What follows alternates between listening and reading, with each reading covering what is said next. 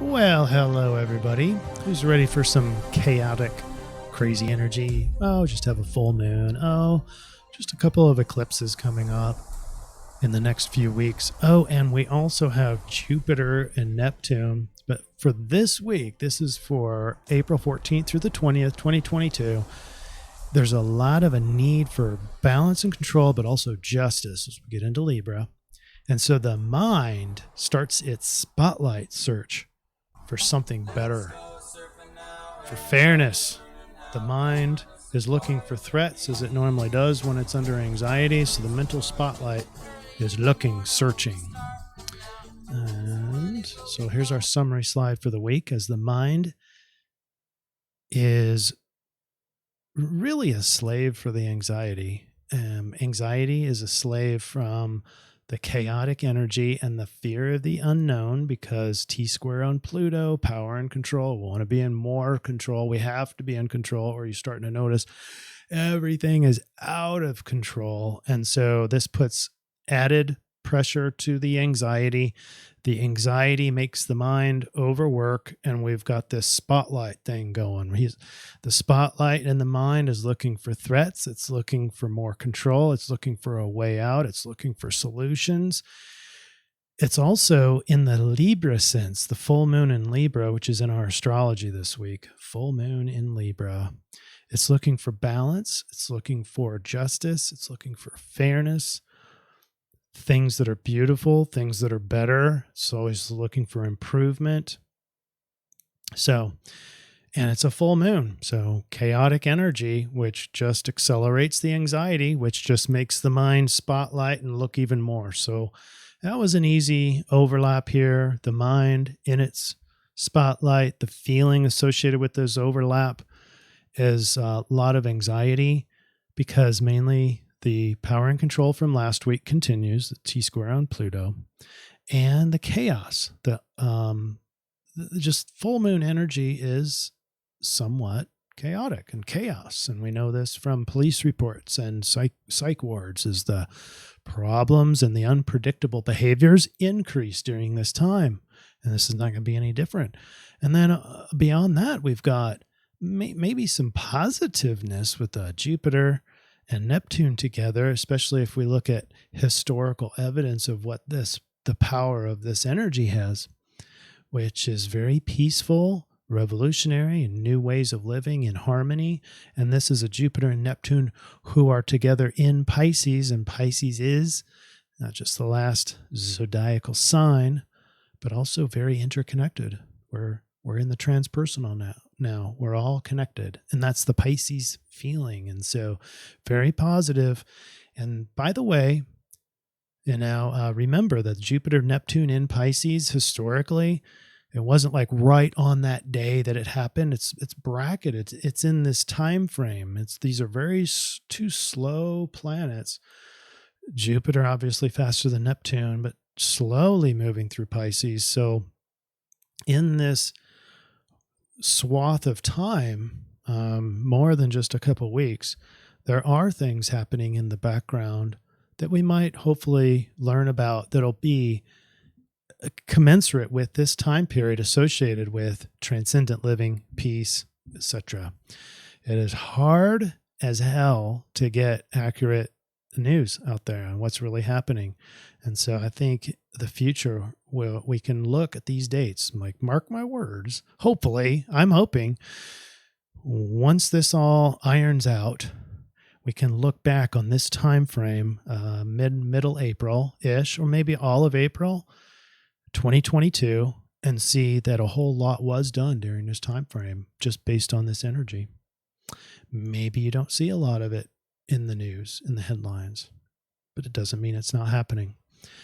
All right, there is a crap load of influences all competing for each other. You got the sun square to Pluto, and so the ego feels in this need to control, or a feeling out of control, the pressure to control, or you can call it the ego transformation, which is also Pluto. The full moon is halfway. It's in the weekend, and so we've got Libra. Libra is wanting things to be fair as perceived by the person who is perceiving. Or if you know any Libras, or if all of you Libras, I mean, check this. Is it really seeking fairness and equality and justice, or is it what you perceive is justice? So it is clouded with memories, experiences, as in all the zodiacal signs. Other signs are focused on other issues throughout life. The Libra is focused on that struggle just to stay balanced, to have justice and feel like they're being treated fairly, as well as a bunch of other things. So we have the I-Ching saying hexagram 7. It's organized discipline. There's a lot to this. Jupiter, Neptune, and Pisces is the togetherness piece. Full moon in Libra is also together, but it's sort of chaotic, and chaos needs organization and discipline. But the T-square on Pluto is profound because it's this trap in energy that has to do with control. So power and control is Pluto. So we're stuck in that. And then the Saturn. Saturn is all discipline, and it's squared to your thoughts. So now thoughts are associated with this unknown, but also the power and control, and also the full moon. And there's a lot there, a lot of anxiety. And then on top of that, the Dreambot is focused on manifesting and some other things. Can't wait to show you that one. So anyway, this overlap right in the middle is the mental spotlight.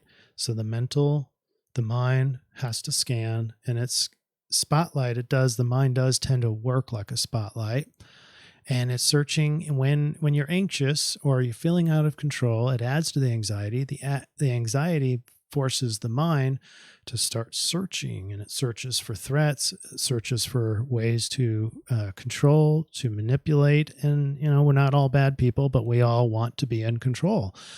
The more control we perceive, it's the ego now. When the ego feels like it's in control, it feels satisfied and calm. And when it's out of control, that's when dysfunction begins. And if we're in this ego mindset, then it tends to be more of a material solution. Like, what can I get for me? It looks like selfishness. When we can let go of that, that's going to be the key. But we're going to talk about that here in a second towards the end of our discussion with the solution. But the energy, the feeling this week is anxiety. It's the mind, and it's spotlight scanning. What's fair? What's justice? What's balanced? That's the Libra stuff. And looking for threats too, because we're still in that cyclic downturn from last week. All right, you ready? Let's get started.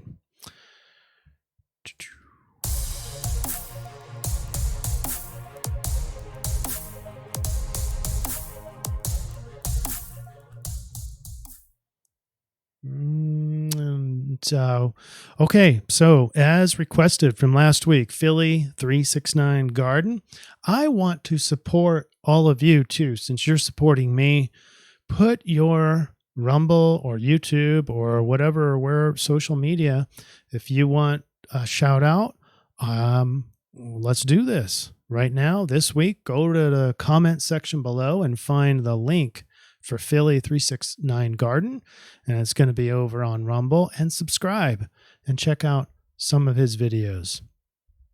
Thank you, Philly, for that. And then shout out on YouTube for No One You Know. It's been a while since I've seen your excellent comments. Says cyclical decline and darkening of the light doesn't sound all that positive to me. I would agree, but at the same time, just devil's advocate, birthing is a sort of a painful experience, is it not? So maybe we are birthing something and may not feel all that good. Change never feels, I can't say never, but change rarely feels good. It's just it forces us to feel a little anxious because we're out of control. But in the end, it's a good change, for example, and hopefully that's what's happening now underneath the radar. Political Burn, shout out to you, saying awesome. Thank you for posting. And then our winners, it's a tie. And the tiebreaker goes to Not For Me To Say. They both have, so Terry has 5 ups. Not For Me To Say has 5 ups. Terry actually has 1 reply. Well, yeah. And by the way, it's Keith Coley. And Terry, why don't you post a link for us? I tried to search and I couldn't find anything. Just give us a link next time so we can go all straight to this, how to combat shedding and spike proteins and whatnot. That would really help. But big shout out to both of you, but Not For Me To Say edges out with 2 replies and a whole host of great things to say. Let's do. My mind has been creating gardens to help help provide food for those who might need it beyond my loved ones. I encourage everyone that is able to try and have a small raised bed garden so that the suffering dark is trying to create does not impact you as much and might even help your neighbor through it, which empowers the light and love needed to cause the pivot. It's incredible. And look how this correlates to Philly 369 Garden. You got 2 suggestions here about starting your own garden, maybe hydroponics. I'm looking into that recently. But anyway, way to go, Not For Me To Say. And Terry, thank you for your comments and congratulations. I'm going to delete this so we can look at the astrology when it's time. Let's go to the Dreambot. Zoom in on our top word is incubation. This is one of the direct synonyms of manifesting. And so we have intention, persistent, mind. Former, in this case, is the verb to form, basically, or it's the noun associated with former, not an adjective. It's a noun forming something. To shoulder something is to take on responsibility for it, so it's in dashed. Shaping and practicing, flower, I don't know. There's just so much about manifesting, envisioning it, imagining it, and then actually carrying it out with practice and forming. And so it's there's also there's a mental component and also a physical component here. And then you have the word, this is strange, you have the word vague and vaguely in the same Dreambot run. That's very, very unusual, put it that way. Okay. And by the way, just in case anybody's interested in these Dreambot in the dictionary, there's actually a space after each of these shorter words. And so the word vaguely is not counted when you see a word like vaguely. The word vague is in this word, but it's not in the dictionary. In other words, the vague in this case doesn't get double counted because it's in vaguely, because I put a space at the end of every word. And that way, like a sand, there's a lot of like sand tray. It won't count sand in the word sand tray because there's a space. It's looking for a space after the word sand. So anyway, there's a way to prevent words from being double counted. And I wanted to stress that, in especially vague and vaguely. Those are 2 distinct different words. And that would be weird to see vague and vaguely in the same dream write-up, right? So we're seeing a lot of different people using the same sort of thing. I just think that's pretty cool. All right, back here to the astrology where we have a full moon, and I don't want to sidestep that or overlook that too quick, but we have the eclipses coming up, and we have a partial lunar eclipse, and a total solar eclipse. The other way around, total solar eclipse first, and that's on the 30th, and then 2 weeks after that in May, let me start over. It's a partial solar eclipse in 30th of April. That's a new moon. And then we basically have a full moon, which is a lunar eclipse on the 15th of May. And we'll talk more about what those are and what those are going to represent, because I don't want to overshadow. This is an important week here with all the energies that we've got now. Next week, you can see how we're probably going to be influenced by this new moon, even outside of the actual CIRF week. So we'll have to switch over to that as well. We have Venus in Pisces right now. We've got the high time for Jupiter and Neptune conjunct. So that's there. I talked about the Pluto square Sun, ego and the subconscious, ego versus the subconscious. We're struggling against each other. So we got like the ego part of us, but then you've got maybe the super ego way down in the depths, in the subconscious. All right, let's go ahead and get started day by day. Darken this up a little bit. Thursday the 14th. You can just look at this. So there's a lot of chaos on the moon. The moon's getting close to that full moon state, so you can see that happening in a couple days. And again, this is the 14th on Thursday. The big highlights are where we dropped off last week. Jupiter and Neptune conjunct in a less than a degree in Pisces. So it's very optimistic imagination. It's no wonder why the collective is so insistent on the mind part of this. Jupiter does represent the higher part of the mind, the wise part of the mind, and that's connected with imagination.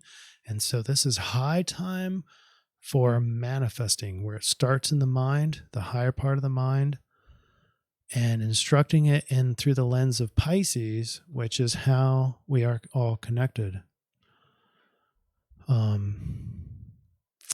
And then we have Venus in Pisces, 9 degrees, peace and harmony on steroids, because Venus is exalted. So that makes things easier. And that is correlated together. So in history, we have Jupiter and Neptune in Pisces correlated with peace. And you have Venus correlated with peace, but now she's exalted in Pisces, where we're all together. So it's a very peaceful arrangement. Yeah, I know. You look at the news and it's war here and bombings here, and everybody hates everybody else. But the undertow, look at underneath it all. Look at that flow. Look at that trend. I think our subconscious have been trained, the divide and conquer thing, the programming. I think that's starting to dissolve. And when anyone faces change, it's a sense of anxiety. And that's what you're seeing. You're seeing a manifestation of the pendulum swinging. The momentum is swinging. So the emotions, the moon has all sorts of different alignments with it. It's like, I don't know which way to go here emotionally. But then you have opportunities, the sextiles with the North Node and Uranus, Uranus and Mercury. So that represents a conjunction. So this even more, it's one of the biggest things that I didn't mention yet, is correlated with the spotlight effect on the mind. The mind is steady with Taurus, but coming across Uranus, it's fast changing. It's flashes of insight. It's constant scanning. It's steady scanning, stubborn scanning with Taurus. But the sextiles represents opportunity to change how peace and harmony are manifested, because you've got this sextile with Venus, and Uranus especially is new insights. So new insights about your opportunities for more peace. So there's going to be opportunities are abounding. You need to click your mind from the scanning for threats to scanning for opportunities. I don't know if I'll remember to say that in the solutions. I don't remember if I have that included in there, but make sure you rewind that and put that on your main notes. Friday the 15th, we have grounded but eccentric thoughts, practical and stubborn thoughts, and thoughts of freedom. Okay, thoughts of freedom are associated with Uranus. Uranus is eccentric but also freedom and rebellious. And so and that can be very stubborn. You can get bullheaded in your thoughts, associated with thoughts, insights, and don't forget those opportunities with Venus. Now Mars is going to jump into the water now, and this is not a bad place for Mars to be, but if you imagine running in water, it does become more consuming, more energy to get things done. But he's not weakened at all, which is good. Mars is not weak or detrimented. So ego death starts with the Sun square Pluto, and this is going to be the, foreshadowing to our T-square on Pluto. So Pluto wants control. The ego wants control. They're battling each other. It's a power magnet. It's a power pressure thing. It's also transformation for the ego and sense of self in Aries. And then here we go with our full moon. This is Saturday the 16th. This is happening at 1:54 p.m. Central Daylight Savings Time, and the full moon is in Libra. Look at all this chaos happening, the alignments. It's crazy. So full moons are normally crazy anyway, but you've got squares, trines, inconjuncts, and oppositions, by definition in opposition to the sun. And the full moon is through the lens of Libra. And so that brings this chaotic sense of needing balance. The balance might be the balance of power, because you can't ignore this. This is a T-square on Pluto, and it's almost a perfect, we're only talking a few minutes off. So this T-square is a very precise, a very strong Plutonian T-square during the full moon. So we have the combination of Libra, chaotically full moon, chaotically wanting balance, but with this need for power and control. As with all full moons, you can have an option to sacrifice something. It's traditionally what this is used for. The moon takes, the sun gives. What can the moon take? Well, how about the power and control that you don't really need? And this is sort of the serenity prayer, learning to accept the things you can't control. That's a beautiful thing. Things that are too big for you to control, how about give those up to the full moon in Libra this time? That's an option. And then, of course, on that Saturday, you've got all these other alignments that we have talked about.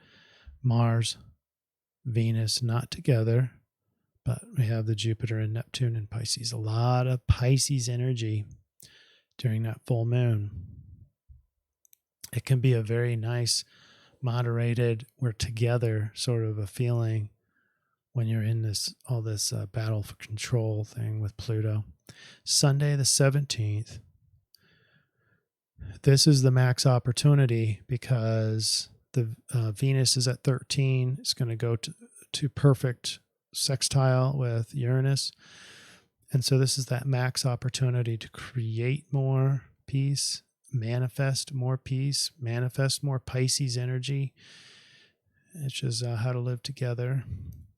And we're at 1 degree away from exact on the square, Sun square Pluto. Monday the 18th, the ego overhaul is at the climax right here. That's Monday, April 18th. It's just sort of interesting how the moon is over the south node, so perhaps obsessed with past emotions here, and that's going to match with so we're going to work synchronously with this ego overhaul, because that's going to be reflective of the past as well. Tuesday 19th, a lot of squares, a lot of tension, some of that with your emotions, some of that now with Saturn square Mercury. It's very light at this point. Mercury is now past Uranus. Thoughts start to stabilize a little bit more, but now we're conflicted with the discipline aspect. The Saturn is hardship potentially, foundation, police, government. So the thoughts, after having come through all these changes with Uranus and insights and freedom oriented, we're in that same thing that we struggled with all of a year and a half with Uranus and Saturn. So we have a Uranus oriented mind squared up to Saturn, the status quo, let's keep everything the same. You need to conformity versus freedom again. So we're revisiting that continuum. And then Wednesday, the Mercury square Saturn gets stronger. We have an opportunity for optimistic overhaul of philosophy. That's Pluto is the overhaul. Opportunity is a sextile, and philosophy, manifesting peace, all those things in Pisces is that opportunity. So there's a lot of opportunities here. The key, if you can't see it already, is when the mind is anxious, it's going to want to look for threats. And I think that is not the best way to use your mental spotlight this week. You should be looking for more opportunities. Okay. That's just the overview. And then we get into the I-Ching. Here is organized discipline. Now, we don't have any change lines. So the hexagram 7 is both the influence and the solution. I'll read just the black underlines. This is the influence. Discipline is symbolized by water under the earth, a vital resource that is available but hidden, requiring effort to access. Doesn't this sound like Pluto? It's the power deep within. You don't really know it's there. You have to trust that it's there. You have to go in and get the water underneath the earth with a really long well. And there is where this organized discipline is. Once it is accessed and applied, great things can be accomplished with some organized discipline. The most successful leader is able, through strength of discipline and inner power, to achieve consolation without spilling blood. Boy, that sounds like a perfect combination of inner powers, Pluto, the T-square on Pluto, and the square to the ego. To achieve consolation, that's peace, without spilling blood. All that is in the stars. And likewise, in any large organization, key virtues are discipline and conscientiousness. And then now the red lines is our shift over to the solution. These are more behavior-oriented statements. The most effective team marches with a single purpose, a dedication to a lofty goal that is held dear by all. Let power be held in check by the willing acceptance of a common discipline. If you hold or aspire to a position of leadership, remember that the true leader captures the hearts of people by articulating the clear vision that binds them together. Solidarity is essential for success. So we're looking at solidarity this week from the I-Ching. We put our full moon into the calculator, conversion chart, and we have a full moon in Libra, ends up being 50, the Rave, hexagram 50, and a Virgo, attention to detail sort of behavior recommendation. All right, so here's the Rave, the immigrant. Isn't that interesting? Now that you have the news about Texas trucking the immigrants, maybe not immigrants, that's probably the wrong word because they're not. Well, anyway, the Rave, line 1 on the full moon is 26 degrees, Libra, 46 minutes, and that falls in line 1 of the Rave of hexagram 50, the cauldron. Humbleness of origin that benefits rather than restricts destiny. The desire to be effective and successful that builds on the most fundamental strengths while it refines its nature. The awareness that the growth and refinement of values will benefit destiny. There's a sense of destiny in all this. There's a reason why we're all here at this time and juncture and pivot point of humanity. Now, on the downside, this hexagram it says a dissatisfaction with or embarrassment with origins that makes an obsession of refinement, a dissatisfaction with original values that demands refinement. So this is sort of saying that watch out for this need to change who you are, where you came from. That's the downside. That's the risk this week. Watch out for that, being embarrassed with who you are, where you came from. So the desire to be effective and successful that builds on the most fundamental strengths while it refines its nature. All right, I'm going to explain all this now with our summary slide. So here we go. As we talked about, the anxiety, so with the full moon in Libra, the energies focus on balance between power and submission that creates organized discipline. The T-square on Pluto adds pressure to the power continuum, particularly desiring control. And this is just a continuation of that power from last week. And then because there's this sense of change or sense of worry or anxiety, then the mind results in scanning for threats and options, a way out or a way for more control. That's the influence. So with that being said, well, how should we act? How should we behave? Here's the solution. You got I-Ching 7, which was both an influence and the solution this week. It's basically help create solidarity, help create organized discipline. Rave mandala says growth and refinement of values will benefit our destiny. Whew, that's profound. Be wary of any dissatisfaction or embarrassment with your origins. And then we have Virgo, which says discriminate, detailed, analytical, hardworking, etc. So as the pendulum continues its momentum change, we need to now focus for and concern ourselves with the details due to the Virgo solution, especially with the mental spotlight in seeking mode. Remember, you can seek for things that worry you, threats, to try to protect yourself or stay in control. You can be seeking ways out or solutions or power moves, but also can be seeking and put your spotlight on the life that we want to create. And that's the advanced move this week. So let's keep on reading. We also need to take responsibility and work hard towards creating solidarity. The full moon in Libra will be crazily seeking justice and balance, and with Pluto T-square focuses on balance of power and control. That's again from last week.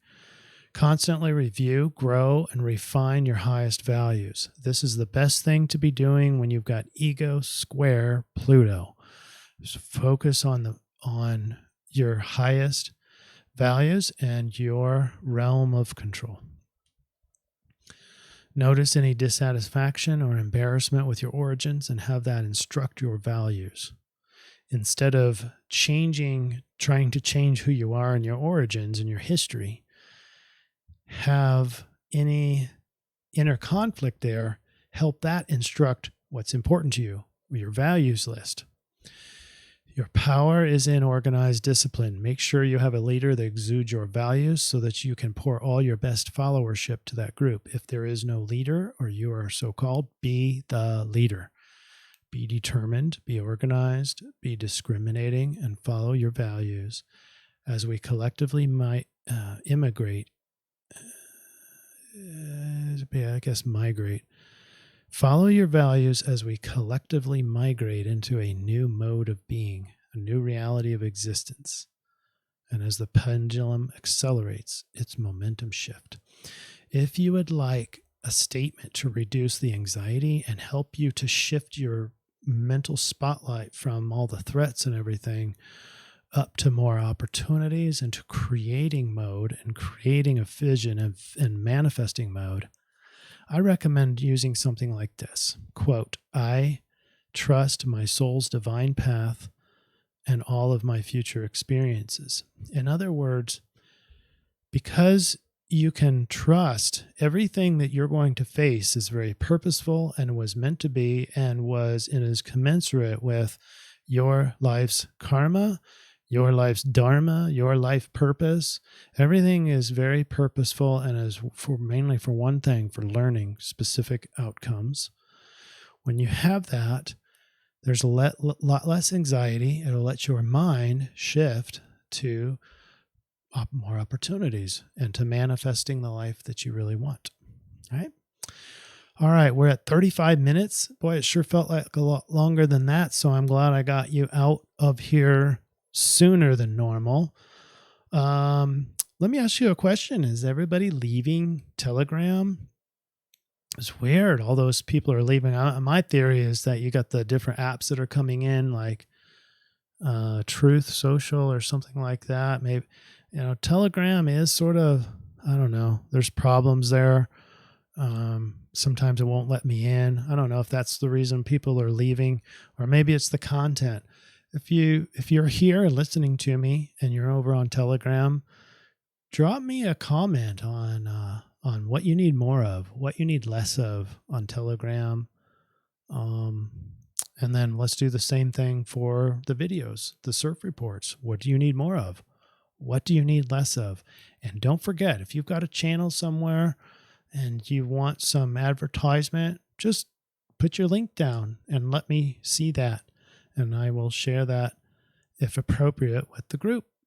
I want to be very supportive in this group, just like everybody's been. I'll put it that way. So thank you, everybody, for your support, and take care this week.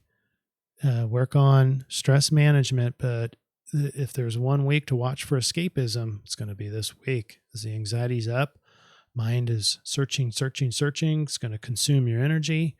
And so just follow this plan, follow the script, and hopefully we can get unscathed throughout this, but also we can leap on some opportunities here, and we can collectively change this world into what we want it to be, which is much more peaceful and supportive.